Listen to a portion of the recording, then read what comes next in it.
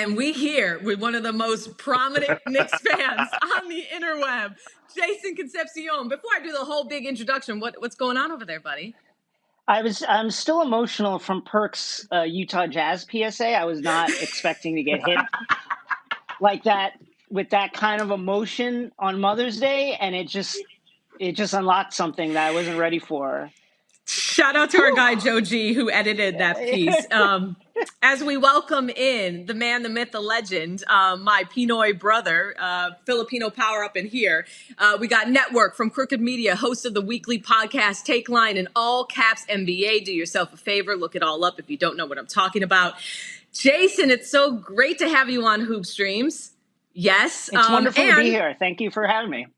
And we're leading into your New York Knicks. You know, Perk, earlier, we talked about this conversation, how the Knicks have been the hottest team in the Eastern Conference since the start of April. He thinks that teams in the East should be worried about the Knicks. I mean, I think this is a softball to you, but, you know, you have deep-rooted Knicks fandom in you, so I don't really know how you feel. So how are you feeling about the Knicks in the postseason? Jason, let it all out.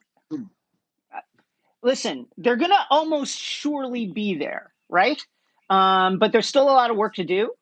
The Heat, the Hawks, the Celtics are all right there. There's a lot of things can change, but this is fantastic. It's May. We're talking about New York Knicks basketball.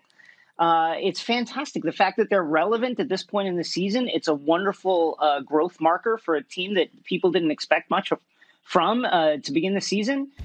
Julius Randle taking incredible leaps. RJ Barrett showing wonderful growth.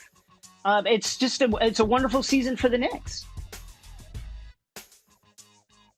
Perk, I mean, look, I'm sitting up here. I'm just waving the fan like at First Street Baptist Church right now because I'm listening to my boy speak the gospel. And Cassidy, he's right. Right now, when you look at the Knicks, they play with a certain type of passion. They play with a certain type of edge. They play with a certain type of togetherness. Now, like I was telling Windhorst, I'm not saying that they're going to go and win a championship. I'm not saying that they're going to go to the Eastern Conference Finals. All I'm saying is that whoever see the New York Knicks in the first round are going to have to lace their boots up and strap their shoes up because this team is not a team that is just going to go away easy. And if you're not on your best game, they could possibly beat anybody that they see in the first round. And I stand by that.